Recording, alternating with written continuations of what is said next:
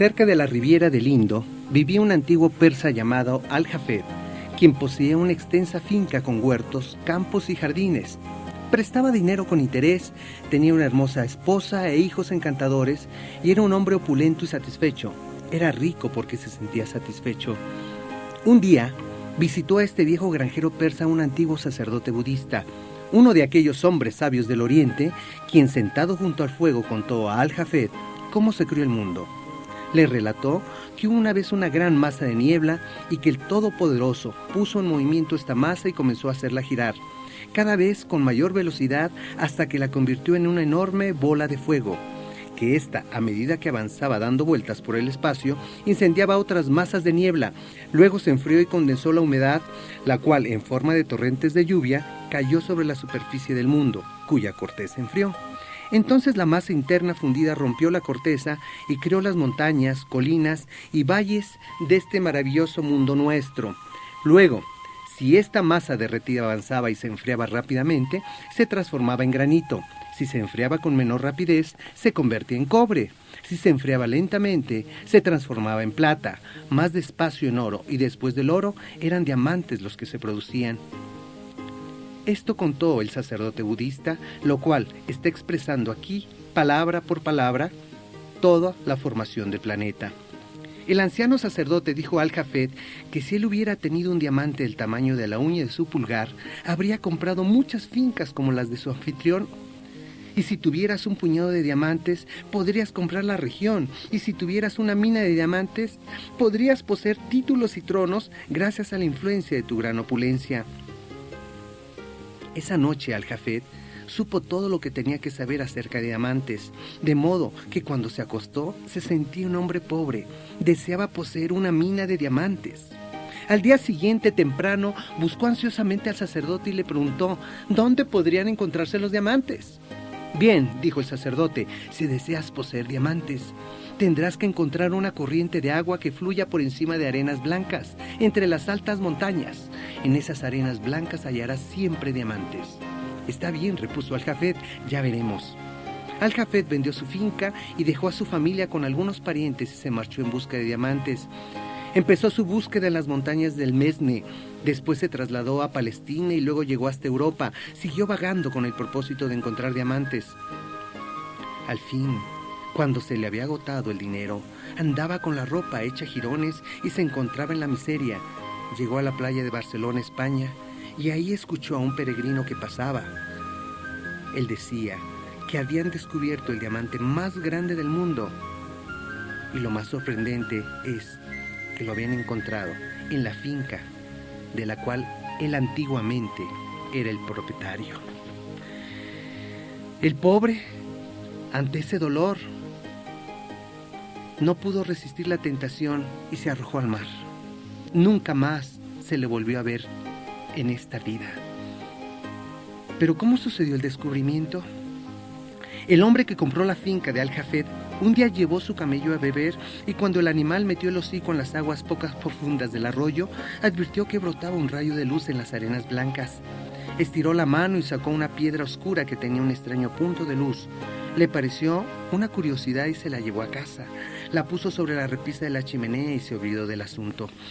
Pero poco después el viejo sacerdote visitó de nuevo la finca. En cuanto vio la piedra y notó el rayo de luz, exclamó: ¡He aquí un diamante! ¡He aquí un diamante! Regresó Al-Jafed. Oh no, eso no es un diamante, sino solo una piedra que encontramos en nuestro jardín. Pero, dijo el sacerdote, yo sé que es un diamante, les aseguro que es un diamante. Corrieron hacia el jardín y removieron las arenas. Encontraron otras muestras más finas. Así se descubrieron las minas de diamantes del Golconda, las minas de este tipo más ricas de toda la historia, verdaderamente acres de diamantes. ¿A qué nos lleva esta historia? Al-Jafed creía que en su propiedad no existía la riqueza, que solamente era un hombre más carente de recursos. Su creencia le llevó a buscar la riqueza fuera de él, a montañas, a países lejanos, a otras ciudades, y nunca se dio cuenta que la verdadera riqueza estaba en su propia finca. ¿De qué estamos hablando? Estamos hablando del poder de las creencias. Tus creencias son las que determinan tu vida. Por eso Buda lo dijo hace mucho tiempo. Ten cuidado con aquello que piensas, porque todo lo que piensas y todo lo que tú crees se convierte en realidad. Para ello podemos decir, si tú sigues creyendo en lo que siempre has creído, entonces siempre pensarás en lo que siempre has pensado. Y si siempre piensas como siempre has pensado, actuarás como siempre has actuado. Por lo mismo, siempre obtendrás lo que siempre has obtenido. Eso propiamente es una regla, propiamente es una norma. La creencia determina tu existir. En todas las épocas de la humanidad, las creencias, los criterios y los valores han sido y son, aún hoy en día, la fuente de prejuicios, disensiones, fanatismos, racismos y enfrentamientos. Los grandes problemas de comunicación surgen de estas diferencias. En los procesos de modificación conductual, generación de recursos, desarrollo personal o terapia, las creencias y los valores son la raíz del cambio y son los causantes de la permanencia o no de estos. Una definición de creencia es, por ejemplo, son generalizaciones acerca de nuestras acciones, acerca de lo que hacemos o proyectamos hacer. Constituyen afirmaciones acerca de nuestras representaciones internas. ¿Quiere decir esto? ¿Cómo interpretamos la vida y el mundo? Si habláramos de éxito, tendríamos que mencionar, por ejemplo, a Kazuo Inamori. Él decía, para tener éxito en algo, debemos desearlo de una forma tan intensa que alcance e impregne nuestro inconsciente. Otro autor llamado Willis Harman, el que escribió el libro Global Mind Change, Cambio Mental Global, dice que el sistema total de creencias de una persona es una organización de creencias y expectativas verbales y no verbales, implícitas y explícitas, conscientes e inconscientes, que la persona acepta como una representación verdadera del mundo en el que vive. El sistema de creencias no tiene por qué ser lógicamente consistente. De hecho, es probable que nunca lo sea. El éxito mismo depende de un proceso de creencia. Nuestra vida en sí misma es toda una creencia. Tú crees que estás vivo y por tal actúas así. Tú crees que eres hombre, tú crees que eres mujer, tú crees que eres un niño y con base en esa creencia actúas. ¿Crees que el mundo está plano? ¿Crees que el mundo está redondo? Y con base en la creencia es como tú actúas. Analicemos un poco más acerca de las creencias, sus características, cómo funcionan y de qué manera la creencia nos ayuda a alcanzar el éxito. Una creencia es una formulación lingüística acerca de la experiencia. Las creencias surgen como generalizaciones sobre causas, significados y límites y pueden estar relacionadas con los niveles de ambiente, conductas, capacidades, identidad y espiritualidad. Las creencias son los conceptos esenciales a los que nos atenemos y conforman la base de nuestra identidad. Esto se produce a partir de un proceso adaptativo inevitable e inconsciente, muy importante. Definen los sentimientos que cada uno tiene sobre sí mismo y el tono emocional de tu vida. Marcan los límites y actúan como términos de referencia para nuestra realización y bienestar. Escucha bien esto.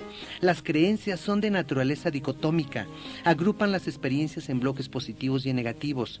Nos ayudan a comparar situaciones nuevas con experiencias pasadas, a calcular riesgos, a predecirle desenlaces y a tomar decisiones basándonos en recuerdos organizados o categorizados en función a ellas.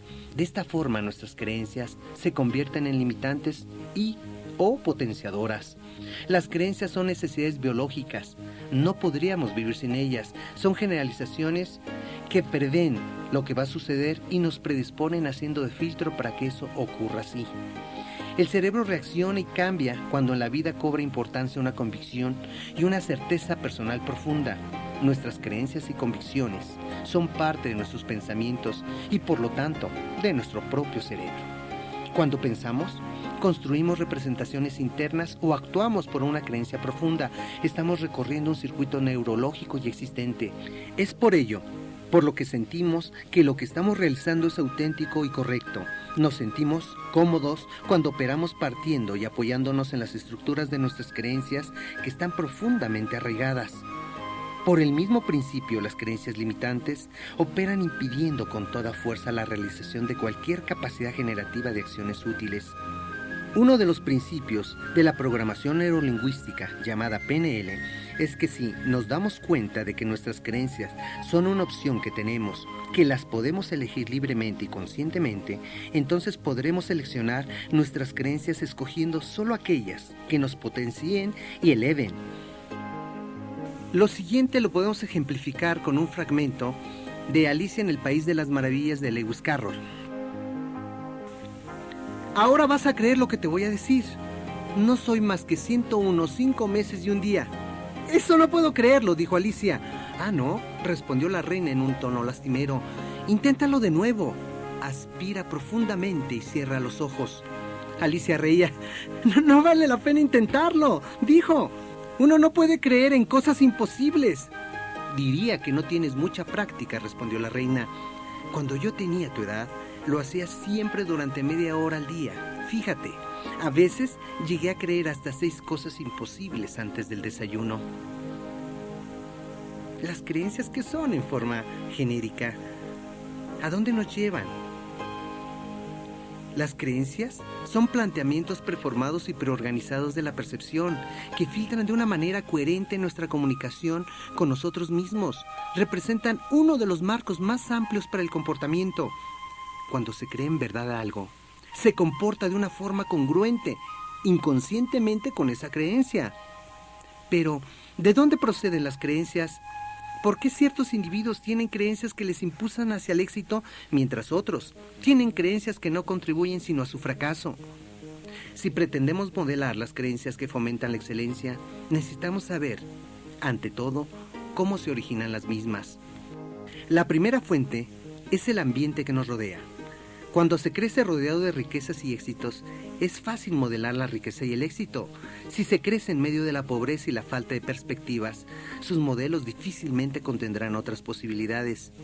Decía Albert Einstein, muy pocas personas son capaces de expresar con ecuanimidad opiniones que difieran de los prejuicios de su propio medio social, y la mayoría de los individuos ni siquiera llegan a formar tales opiniones. El medio ambiente en el que uno vive puede ser el origen más poderoso de las creencias, pero no es el único. Pues, si lo fuese, viviríamos en un mundo estático donde los hijos de los ricos no conocerían sino la prosperidad y los hijos de los pobres no se elevarían jamás por encima de su condición.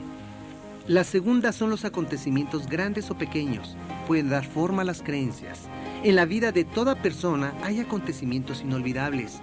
Muchos hemos experimentado vicisitudes que no olvidaremos nunca, situaciones que nos causaron tal impresión que permanecerán grabadas para siempre en nuestro cerebro.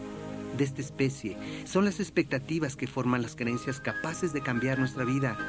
A estas creencias también se les llega a denominar improntas, término acuñado por el científico Konrad Lorenz y se basa en procesos de información perceptiva neurológica. Una tercera forma es fomentar las creencias a través del conocimiento. Una experiencia directa es una forma de conocimiento.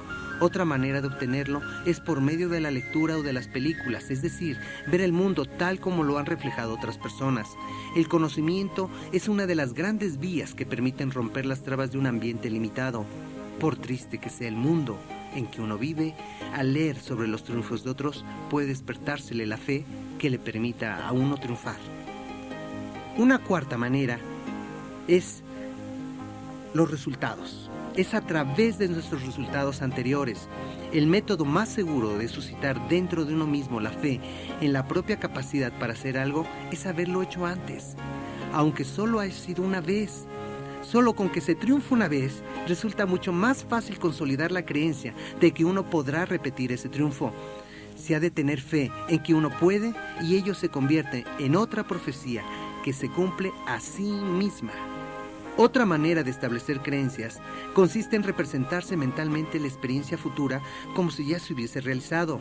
Lo mismo que las experiencias pasadas pueden cambiar las representaciones internas y por tanto, lo que consideremos posible también puede servir para ello la experiencia imaginada sobre cómo deseamos que sean las cosas futuras. A esto lo llamo experimentar los resultados por anticipado. Cuando los resultados que uno ve a su alrededor no fomentan un estado potenciador de los propios recursos y de la eficacia, basta imaginar simplemente el mundo tal como querría que fuese, y ponerse en esa experiencia con lo que cambian los estados, las creencias y las acciones. Para esto, yo te voy a ofrecer que hagas y practiques un ejercicio. Es una forma de grabar una creencia en ti y poderla verificar rápidamente en tu medio ambiente. Escucha lo siguiente. El ejercicio que te invito a que realices para que verifiques cómo se adquiere una creencia, cómo se graba una creencia y cómo funciona una creencia es la siguiente. Piensa, por ejemplo, en una creencia a corto plazo. No sé, se me ocurre encontrar dinero en la calle, alguna moneda o algún billete. Piensa en eso, imagínatelo. Dítelo a ti mismo, para mí es fácil encontrar dinero en la calle. Imagínate encontrando dinero en la calle y emociónate por esa posibilidad que tienes de encontrar, aunque sea una moneda. Ahora no nos importa que sea una moneda, un billete. Obviamente no pienses en 3 millones de pesos encontrártelo en la calle. No, piensa en algo. Una moneda es el hecho de que verifiques cómo la creencia se manifiesta. Y cada vez que lo hagas, que te imagines, que te digas a ti mismo y que te emociones, jálate un dedo, el dedo pulgar de la mano izquierda, por ejemplo. Eso nos sirve a manera de grabar a nivel físico, neurológico, ese deseo de esa creencia. Cada vez que lo imagines, te jalas el dedo. Te vas a dar cuenta que en muy poco tiempo vas a encontrar un billete o alguna moneda tirada en la calle. No dudes, tu creencia hace realidad tus deseos. Constantemente yo menciono, cada uno de nosotros siempre actúa, siente, oye y se comporta de manera congruente con su creencia, sin importar la realidad de la misma. Tus creencias siempre van a actuar en favor tuyo, ya sea para bien o para mal. Las creencias en sí ejercen una poderosa influencia en nuestra vida diaria. Por eso es que en las últimas décadas la ciencia ha descubierto que las creencias no solo son cuestión de religión. Prácticamente necesitamos la fe en toda clase de actividades humanas. Hay muchísimas cosas de las que no tenemos una evidencia presente y directa. Sin fe, no podríamos tener confianza en ninguna declaración analítica como 2 más 2 es igual a 4, ni en las sintéticas como que el sol saldrá mañana. Las creencias, por lo tanto, son esenciales para cualquier razonamiento, pero no provienen de nuestra razón. Son solamente fruto de la capacidad de nuestro cerebro para confiar. Así, a través de ellas, podemos creer en las verdades lógicas, en el teorema de Pitágoras y aún en el alumbramiento de la Virgen María. John Stuart Mill escribió, por ejemplo, una persona con una creencia es igual en fuerza que 99 que solo tienen intereses. Esto es verdad, porque la creencia manda una orden directa a nuestro cerebro. Cuando creemos que algo es verdad, realmente nos ponemos en un estado tal como si fuese verdad. Es asombroso. Este ejemplo involucra a una mujer con personalidad dividida. Escuchemos bien esto.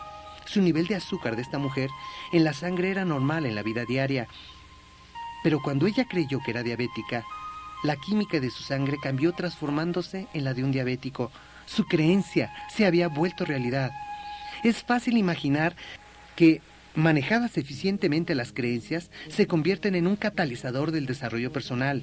Ellas acrecientan nuestras fuerzas internas y despiertan nuestras capacidades. Son mapas que nos guían hacia nuestras metas. De hecho, la gente que ha cambiado la historia, por ejemplo como Cristo, Buda, Mahoma, Copérnico, Cristóbal Colón, Edison, Gandhi, Einstein, son gente de fuertes creencias. Aún más, ellos son capaces todavía de nutrir y engrandecer las creencias de millones de gentes. En esencia, la historia de la humanidad es la historia de las creencias de la humanidad. Otras causas que generan las creencias son la formación académica. La importancia que tienen los profesores en ello es determinante.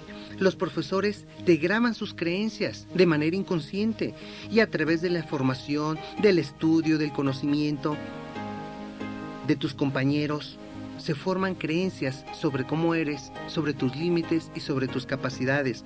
Otros son las costumbres y los hábitos que heredamos de nuestros padres, de nuestra sociedad, de nuestro medio ambiente, la educación paterna, tanto consciente como inconsciente, el comportamiento de nuestros padres, sus propias creencias, la creencia de sus opiniones. Otro elemento muy importante en la formación de creencias es la religión. Ellos te graban las creencias en algo superior creencias en que eres un pecador, creencias en que te puedes salvar. Y la misma cultura, añadido a todo ello, forma todo un sistema total de creencias. Ese sistema en el cual tú puedes creer determina tu vida, los éxitos y los fracasos. De ahí que es importante que sepas que hay posibilidades de modificar tus creencias. Con ello, nos encontramos con todo un tipo de creencias. Creencias sobre la causa. Tú puedes tener creencias acerca de lo que causa algo. ¿Qué causa el cáncer? ¿Cuál es la causa de que una persona sea creativa? ¿A qué se debe que tu negocio sea próspero? ¿Qué te hace fumar? ¿Cuál es la causa de que no consigas perder peso? La respuesta que des a cada una de estas preguntas será una declaración de creencia.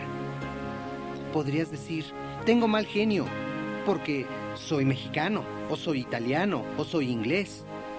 O mi familia es propensa a las úlceras. O si sales sin abrigo, cogerás un resfriado. La palabra ¿por qué?, explícita o implícitamente, suele indicar una creencia sobre la causa. Las creencias sobre la causa provienen de los filtros de tu experiencia. Si tú crees que X causa algo, tu comportamiento se orientará a hacer que X ocurra o deje de ocurrir, si tiene consecuencias negativas. La segunda tipología es creencias sobre el significado. Se pueden tener creencias sobre el significado. ¿Qué significan los acontecimientos o qué es importante o necesario? ¿Qué significa que tengas cáncer? Si tienes cáncer, ¿significa que eres una mala persona o que estás siendo castigado? ¿O significa que te has propuesto matarte? ¿Significa que debes introducir cambios en tu forma de vivir? ¿Qué significa que no puedas dejar de fumar? ¿Significa que eres débil? ¿Significa que eres un fracasado? ¿O significa simplemente que todavía no se ha integrado esas partes en ti? Las creencias sobre el significado se traducirán en comportamientos congruentes con la creencia. Si tú crees que tus dificultades para dejar de fumar se derivan de la existencia de dos partes no integradas, probablemente trabajarás para integrarlas.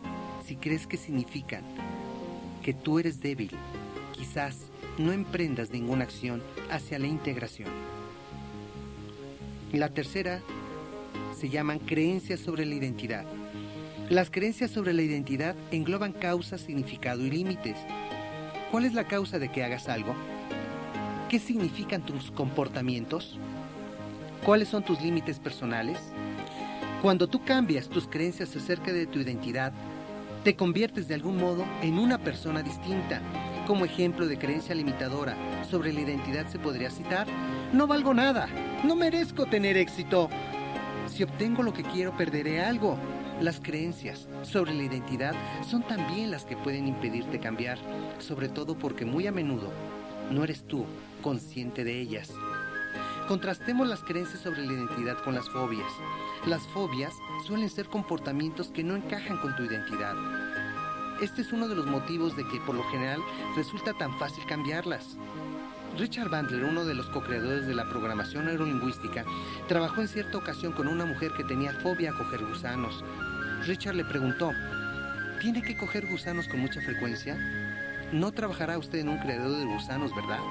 La mujer respondió: no, pero tener miedo a coger gusanos es algo que no va conmigo. Richard pudo ayudarle a eliminar ese miedo rápidamente. En este caso, el miedo en cuestión se hallaba fuera de la definición que la mujer se hacía de su propia identidad. Los efectos de la creencia sobre la identidad pueden ser considerables. Por ejemplo, en un taller que estuve haciendo un trabajo de cambio con una mujer que tenía varias alergias bastante graves. Los efectos de la creencia sobre la identidad pueden ser considerables.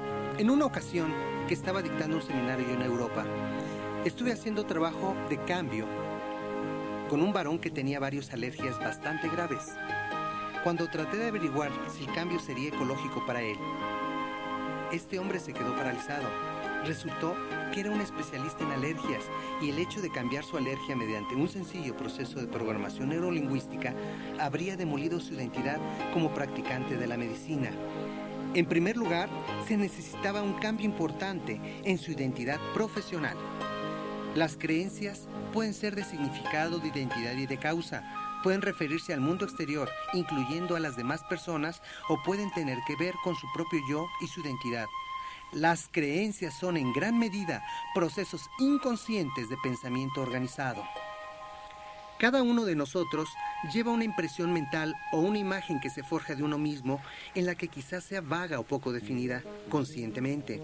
Pero allí está, completa hasta el último detalle. Nuestra autopercepción es un esquema de qué tipo de personas somos, creada por un proceso de creencia a nosotros mismos. Pero muchas de esas creencias se derivan de nuestras experiencias pasadas, nuestros éxitos y fracasos, y de la forma en que la gente ha reaccionado ante nosotros. Una vez que una idea o creencia sobre nosotros se integra a la imagen, se convierte en cierta en lo que a nosotros respecta. No ponemos en duda su validez, sino que actuamos como si fuera verdad. Hagamos ahora un ejercicio. Yo te voy a dictar una pregunta y tú responde en una hoja de papel todos aquellos limitantes o aquellos éxitos. ¿Qué opina usted acerca de sí mismo y de sus posibilidades? Por favor, piense y escribe 5 creencias claves que te han limitado en el pasado. Ahora escribe una relación de 5 creencias positivas, por lo menos, que podrían servirte para alcanzar lo que ahora mismo sean tus máximos objetivos. Las representaciones internas y las creencias funcionan de una manera muy similar. Si no te gustan, puedes cambiarlas. Todos tenemos una jerarquía, una escala de creencias. Algunas son básicas, tan fundamentales que seríamos capaces de morir por ellas, como quizás sea el caso de nuestras ideas sobre la patria, la familia o el amor. Pero en su mayor parte, nuestra vida se rige por creencias sobre posibilidades de éxito o de felicidad que hemos ido espigando inconscientemente durante años. La clave consiste en plantearte esas creencias y comprobar si colaboran con nosotros, si van a nuestro favor, si son eficaces y nos suministran recursos. Pero ¿cómo pueden ayudarnos las creencias a tener éxito? ¿Cómo nos pueden ayudar a triunfar? Analicemos. El éxito es una actitud. El éxito es un hábito. El éxito está al alcance de todos nosotros y de todas aquellas personas que lo desean, que creen que pueden tenerlo y que ponen sus deseos en marcha. Aman su trabajo, lo habrían hecho igualmente, aun cuando no hubieran obtenido muchos beneficios. Las grandes fortunas, o al menos cierto nivel de estabilidad económica y éxito, forman a menudo parte del sueño, pero la riqueza es algo secundario cuando se compara con el hecho de alimentar la propia pasión. Es simplemente una cuestión de creer que es posible y de proponerse llevar la vida que deseas.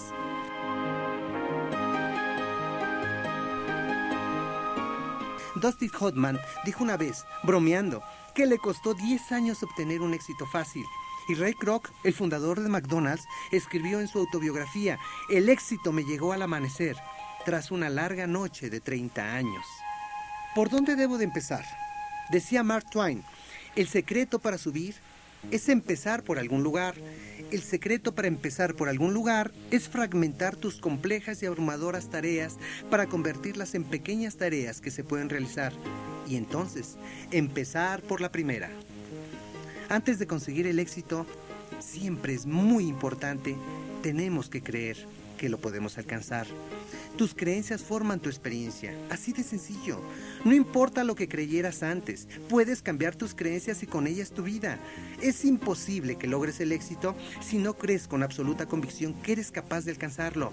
Es imposible que vivas en la abundancia si no crees que tienes recursos de sobra para hacerlo.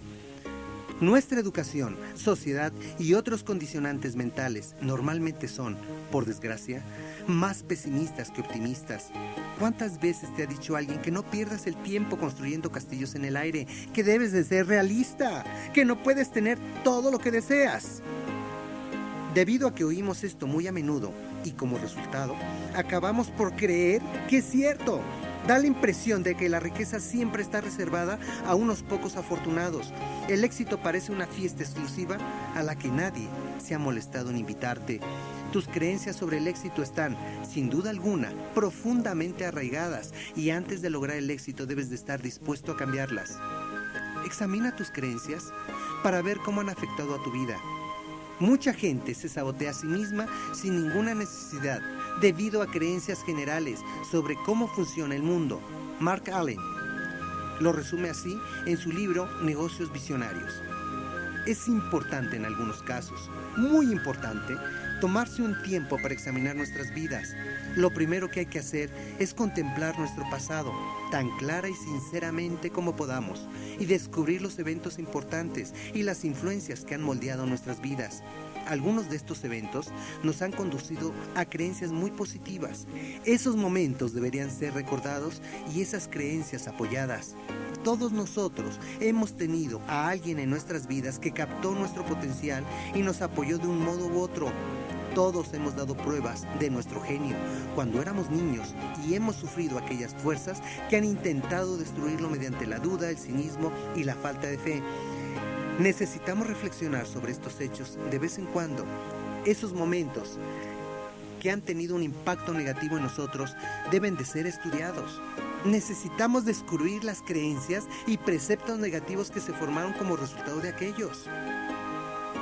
Mira, una vez que se han identificado estas creencias, se pueden dejar atrás, pues no son ciertas, son elementos que se vuelven reales solo si creemos en ellas.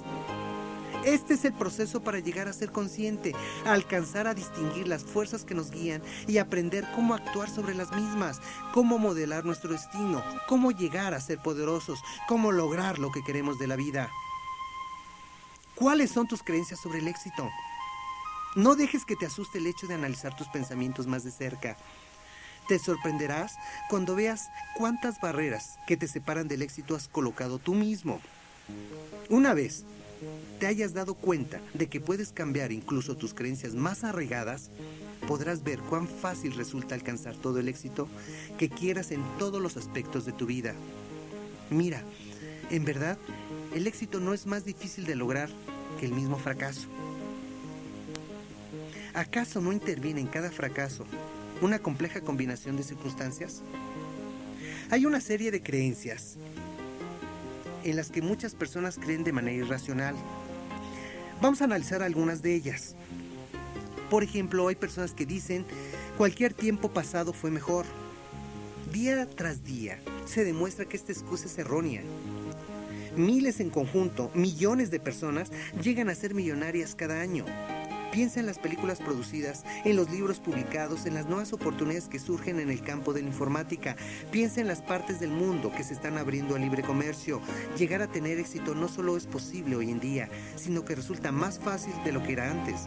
El mundo entero es nuestro para que ofrezcamos nuevas ideas, productos, servicios, cualquier cosa que sepamos hacer. El éxito depende mucho menos de las circunstancias exteriores que de nuestra actitud mental o de nuestras creencias sobre nosotros mismos y el mundo. Soy demasiado joven. Recuerda al fundador de Apple Computers, Steve Jobs, que consiguió su primer $1.000.000 cuando tenía 23 años, sus primeros 10 millones a los 24 y sus primeros 100 millones a los 25. Una antigua sentencia dice: un joven con un solo propósito en la vida llega temprano a recoger sus frutos. La juventud es muchas veces una barrera, un impedimento, pero la falta de experiencia se puede compensar mediante la audacia, la osadía, el instinto y la originalidad. Soy demasiado viejo. Tampoco es cierto. El coronel Sanders, el que creó Kentucky Fried Chicken, lo inició a una edad muy adulta. El estudio sobre la adquisición de la riqueza que realizó, por ejemplo, Napoleón Hill, muestra que muchas de las personas que lograron el éxito no lo consiguieron hasta alcanzar la mediana edad o incluso más tarde. Quizás sea este el momento de recoger tus beneficios de los esfuerzos anteriores, aunque haya gente que piense en el retiro. No tengo capital. La mayoría de las personas no lo tiene al principio. El dinero no es fundamental cuando se empieza. Lo esencial es tener una buena idea creativa o un negocio creativo y una buena predisposición mental. Todo el mundo posee como mínimo un talento, una pasión, un don que puede ser provechoso si se aplica de la manera adecuada.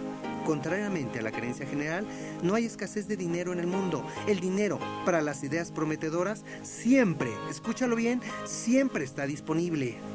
No tengo formación. Thomas Edison dejó la escuela a los 6 años. Bill Gates, por ejemplo, el famoso genio del Microsoft, abandonó el bachillerato. Es más, muchas personas que no han recibido una educación formal han llegado a alcanzar el éxito, aunque sin embargo se han adquirido un profundo conocimiento de la industria en la que hicieron sus fortunas. ¿No necesito un talento innato? No, muchas de las personas que han llegado a tener éxito no mostraban signos de predestinación para la fama, la fortuna y la realización personal. Paul Getty, el famoso multimillonario, dijo: seguramente yo nunca fui un hombre de negocios nato. Mucha gente se convence a sí misma de que no posee ningún talento especial o lo que haga falta para cambiar su vida. Estas personas llegan a justificar su falta de éxito de la forma más inverosímil. No tengo la energía que se requiere. Esta sí acostumbra a hacer una diferencia importante entre aquellos que tienen éxito y los que no. El nivel de energía. Cada acción requiere un mínimo de energía, bien sea mental o física. Poca vitalidad conlleva poca motivación. Esto se convierte en un círculo vicioso. Sin embargo, todo lo que se requiere es una pequeña chispa para encender los recursos energéticos que yacen aletargados dentro de nosotros. El potencial de energía que todos tenemos es enorme. En muchas personas está invernando a la espera de ser activado. Sin embargo, y al mismo tiempo absorbe mucha más energía hacer algo que no nos gusta que hacer algo que sí nos gusta. Piensa en la energía de que dispones y cómo se desvanece el tiempo cuando te hayas absorbido por tu proyecto favorito. Cuando haces lo que en realidad te interesa y motiva, la energía fluye fácilmente y sin esfuerzo alguno. Tengo miedo al fracaso. Nacemos con 2 miedos, el miedo a caer y el miedo a los ruidos fuertes. Todos los otros miedos son adquiridos, recuérdalo bien. Todos los otros miedos son adquiridos. Desgraciadamente, el miedo al fracaso es poderoso y está muy difundido. Muchas veces se halla muy arraigado en nuestro interior. Es el resultado de los fracasos anteriores, de la falta de confianza con la que inconscientemente nos han alimentado nuestros padres y está reforzado por las creencias generalmente negativas y con poca perspectiva de nuestra sociedad. El miedo al fracaso se expresa a veces de forma abierta, pero por lo general se disfraza inconscientemente de manera sutil. Muchas personas no suelen admitir que tienen miedo al fracaso. En su lugar desprecian a los demás por construir castillos en el aire y desdeñan los sueños y las ideas creativas. Son los mejores a la hora de crear excusas, obligaciones familiares, problemas, falta de tiempo o de dinero. Y sin embargo, no preferiría a su familia, a un cónyuge o a un padre satisfecho con su trabajo. ¿No se aprovecharía mejor el tiempo si se utilizara de forma creativa? ¿Acaso no resolvería un enfoque creativo muchos problemas? Además, ¿está la gente si solo su jefe se fijara en ellos, si solo pudieran encontrar una buena idea, si solo tuvieran más talento, habilidad, tiempo, dinero, suerte, si solo hubieran nacido en otras circunstancias o bajo otro signo astrológico? Obviamente, si nunca intentas nada, nunca fracasarás. Pero entonces tampoco es muy probable que tengas éxito. Todo lo que he hecho ha fracasado. Una de las razones del miedo al fracaso que experimenta la gente es el hecho de que ya ha fracasado una vez, o al menos cree que no tuvo éxito en el pasado. Cada nuevo revés refuerza ese sentimiento y mina su autoconfianza. Algunas personas se consideran perdedoras porque han empezado sufriendo un fracaso.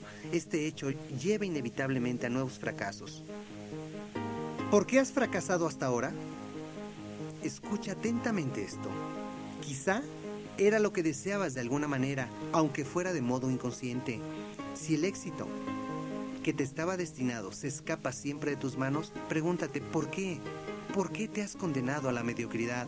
Y convéncete de que incluso la programación más fuerte y poderosa, negativa, puede cambiarse de forma rápida y por completo.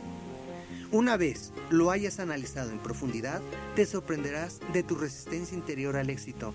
Te asombrarás de ese monólogo interior negativo que mucha gente se repite debido a un hábito adquirido. He aquí un punto importante. Tu mente siempre procura tu bienestar. Simplemente puede estar trabajando para alcanzar una meta que te propusiste hace muchísimo tiempo. Por ejemplo, quizá la energía o el entusiasmo que sentiste por algo cuando eras niño conllevó duras críticas por parte de tus padres o hermanos. Rápidamente aprendiste a comportarte y a olvidarlo. Ahora que eres adulto, no hay ningún motivo para que esa meta permanezca en la oscuridad. Lo que ocurre es que nadie se lo ha dicho a tu inconsciente. Míralo de este modo. Los fracasos son como las piedras que sobresalen en la superficie de un río y que utilizamos para cruzarlo y llegar así a nuestra meta. Es decir, nos aportan mucha información. ¿No es cierto que con cada fracaso aprendemos algo de valor? ¡Claro!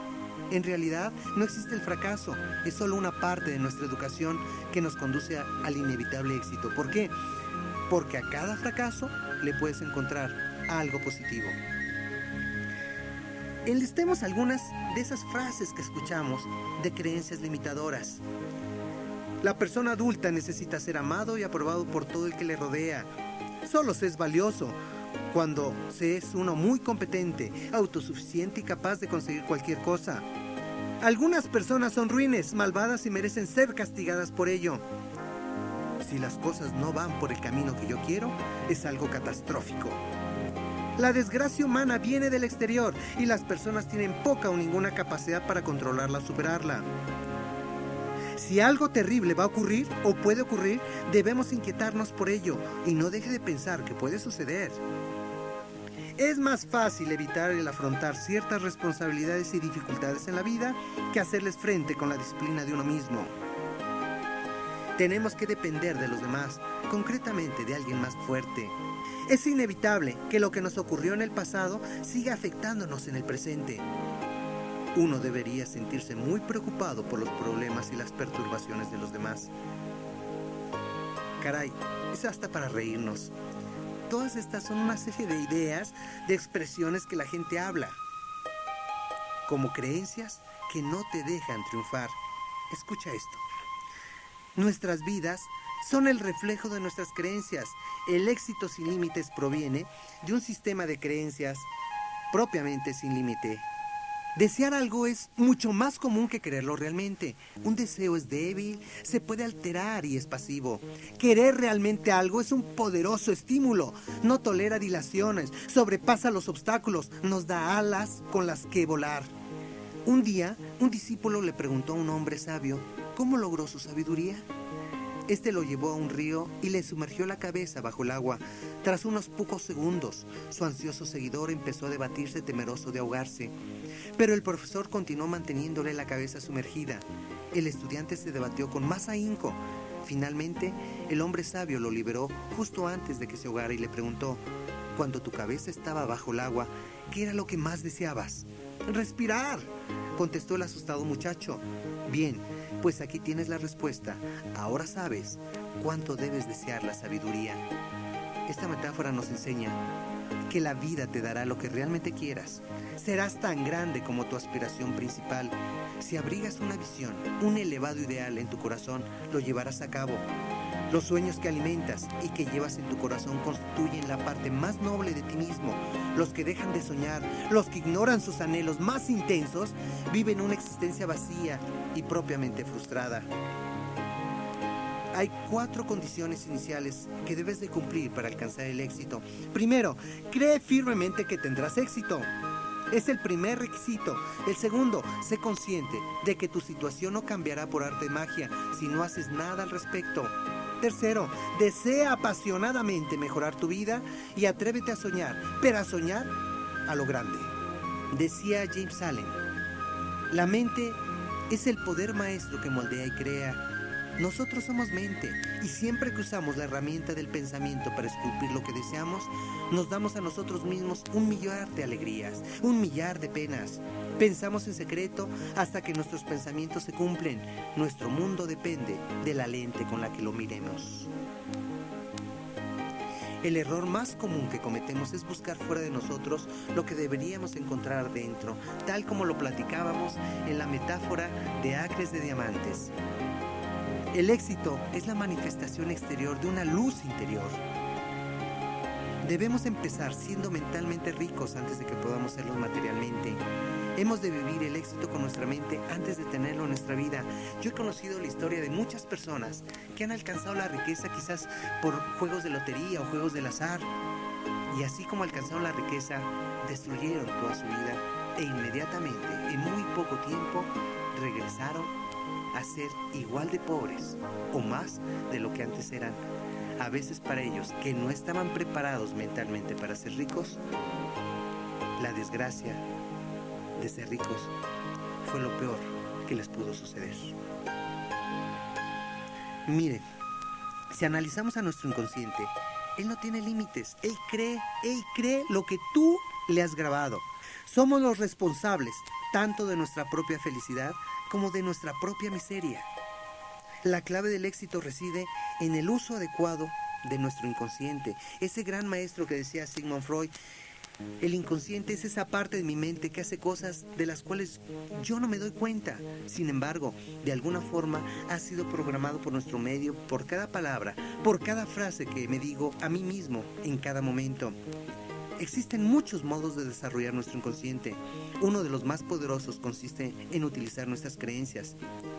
Peter Senge, por ejemplo, el autor de La Quinta Disciplina, escribió: la mayoría de nosotros alimentamos una o dos creencias contradictorias que limitan nuestra capacidad para crear lo que realmente deseamos. La más habitual es la creencia en nuestra impotencia, nuestra incapacidad de llevar a cabo todas las cosas que realmente nos preocupan. La otra creencia se centra en la indignidad, es decir, en el hecho de no merecer lo que realmente deseamos. Existen muchos métodos para programar el inconsciente. Las culturas programan el inconsciente, las creencias programan el inconsciente. Se ha comprobado, por ejemplo, que las creencias afectan a la percepción. Si crees que no se puede confiar en la gente, verás continuamente dobles intenciones y mentiras donde otras personas que no participarán de esta creencia no verían absolutamente nada. Se puede comparar al inconsciente con un ordenador, con una computadora. Ambos ejecutan de un modo ciego e infalible el programa que se les está instalando. Una expresión apropiada que utilizan quienes trabajan en la industria de la informática es GIJO, que en inglés significa garbage in, garbage out. Traduciéndolo al español, a nuestro castellano, viene a ser basura dentro, basura fuera. Mucha de la programación de nuestra infancia es basura, elementos negativos procedentes de un sistema de creencias negativo. En nuestra más temprana infancia, nuestro sentido crítico aún está por desarrollar y aceptamos de un modo natural toda la información que proviene del mundo exterior. Los datos acumulados en nuestro cerebro proceden en primer lugar de los padres y de los profesores, de los medios de comunicación y los otros niños. Sus palabras se grabaron en nuestras mentes, que registraron la información como si se hubiese escrito en tabletas de oro. Una sola palabra basta para arruinar la vida de una persona o al menos mantenerla aletargada durante mucho tiempo. Esta palabra se puede decir sin malicia alguna, pero si contiene miedo y negatividad, los efectos pueden ser desastrosos. Las palabras son extremadamente poderosas. No es necesario que las palabras sean ciertas para que nuestra mente las acepte. Por ejemplo, los autores del libro En busca de la excelencia, Thomas Peters y Robert Waterman, describen un experimento que muestra el poder de las palabras, incluso cuando éstas no son ciertas. En un experimento, se dio a un grupo de adultos 10 rompecabezas para que los resolvieran.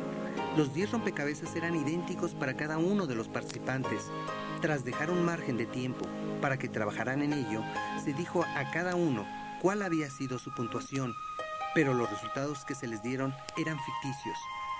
A la mitad de los que hicieron la prueba, se le dijo que lo había hecho bien, 7 ejercicios resueltos correctamente de un total de 10.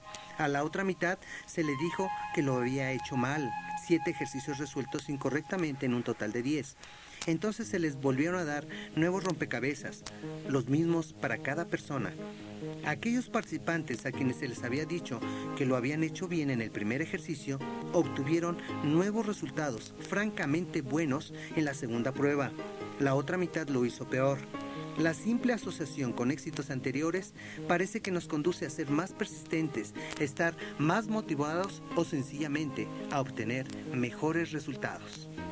Los resultados falsos, tanto los positivos como los negativos, influyeron en el inconsciente de los participantes. Esta percepción mejoró los resultados de un grupo y empeoró los del otro. Imagínate las palabras que dicen los profesores en las escuelas.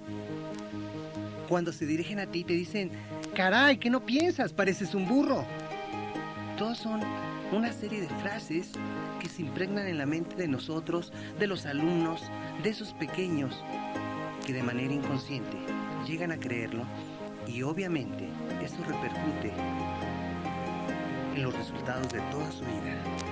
Además de padres, profesores y amigos que envían mensajes negativos torpemente sin darse cuenta del daño que pueden causar, existe también otro agente programador muy importante, uno mismo. Todos nosotros mantenemos nuestros propios monólogos interiores que nos programan constantemente. Día tras día nos repetimos a nosotros mismos frases a veces que nos están perjudicando enormemente. Por ejemplo, nada de lo que haga dará resultado. Siempre estoy cansado. ¿Qué estoy haciendo con mi vida? ¿No me aprecian lo suficiente? No soy lo bastante bueno. Es tan difícil tener éxito. Nunca he tenido tiempo suficiente. He desperdiciado tanto tiempo. La lista es interminable. Los pensamientos negativos y pesimistas que nos repetimos a nosotros mismos más o menos conscientemente influyen o refuerzan nuestra programación actual, pero no tienen por qué permanecer en nuestra conciencia. Cuando alcanzamos la edad adulta, podemos responsabilizarnos de nuestro propio sistema de creencias. Ninguna programación tiene por qué ser permanente. Puede desactivarse cualquier programación negativa. ¿Cómo? Mediante el poder de una simple afirmación que contrarreste de forma eficaz esta programación negativa. A esto se le ha llamado el poder de la autosugestión. También es el poder de la misma afirmación. Así como nos damos afirmaciones negativas, podemos darnos afirmaciones positivas. ¿Cómo podemos adquirir una mentalidad que produzca circunstancias favorables y atraiga el éxito? Hay una gran cantidad de métodos posibles, todos basados en algún tipo de sugestión. Por ejemplo, tenemos programación mental, pensamientos positivos, afirmaciones, autohipnosis, programación neurolingüística, psicocibernética, método alfa. Todas estas técnicas han demostrado ser efectivas. Por ejemplo, un famoso farmacéutico francés llamado Émile Coué, él hizo un descubrimiento muy impactante, por cierto. Fue producto de la casualidad. Un día, uno de sus clientes quiso comprar una medicina para la que necesitaba una receta médica. El cliente no la tenía, pero insistía en que le vendieran el medicamento. Coué pensó en la siguiente solución. Le recomendó un producto que, según él, era igual de efectivo, cuando lo que en realidad le vendió era un comprimido de sacarina. El paciente volvió al cabo de unos días, completamente curado y encantado con los resultados. Se acababa de descubrir lo que más tarde se dio en llamar efecto placebo. En el paciente de Coué se produjo básicamente el mismo fenómeno que había tenido lugar en el experimento que platicamos hace un momento del libro En búsqueda de la excelencia.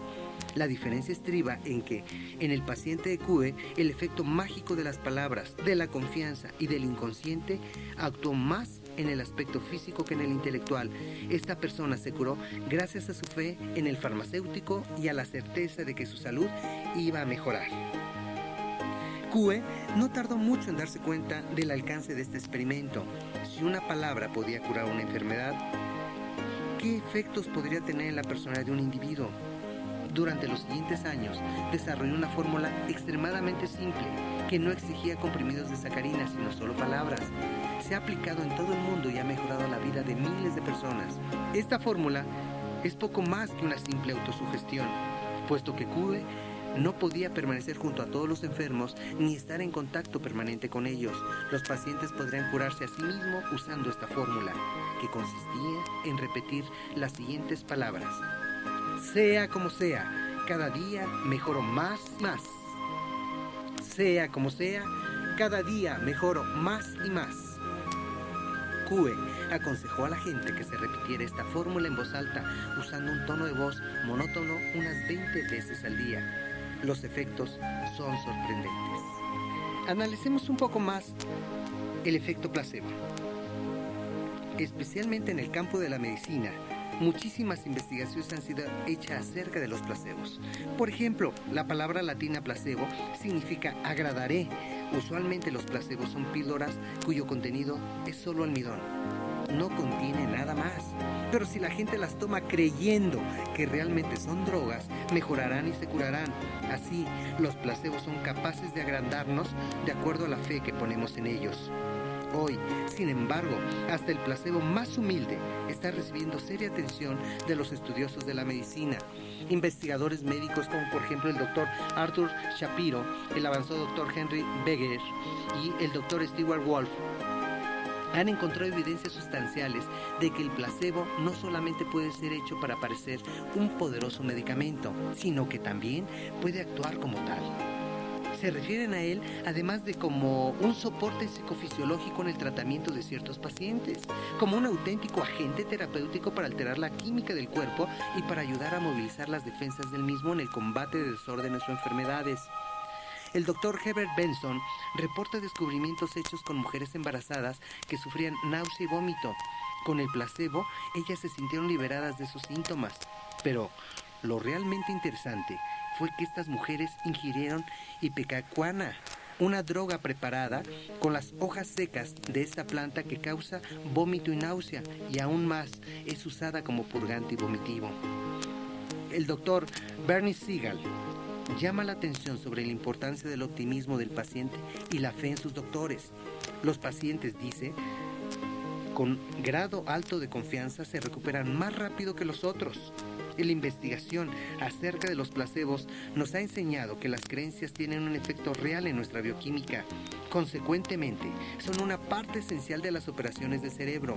El placebo no es tanto una píldora como un proceso.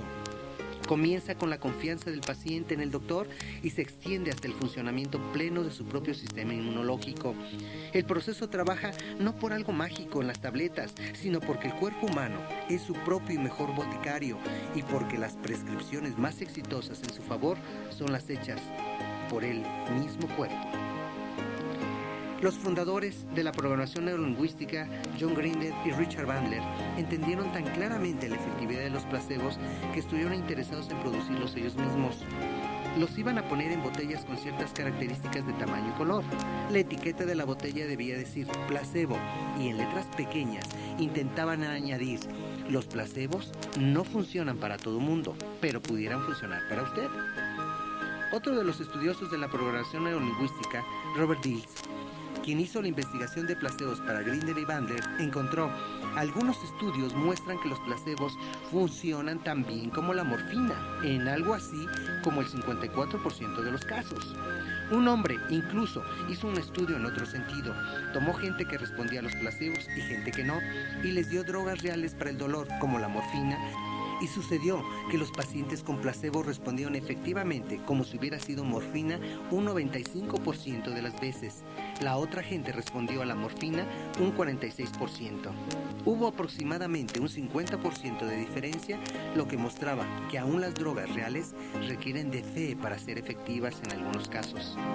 Uno de los mayores generadores de enfermedades, tanto físicas como psicológicas, en los seres humanos es lo que llamamos conflictos internos. ¿A qué nos referimos o qué es lo que queremos decir cuando hablamos de conflictos internos? Pues ni más ni menos que un conflicto entre creencias.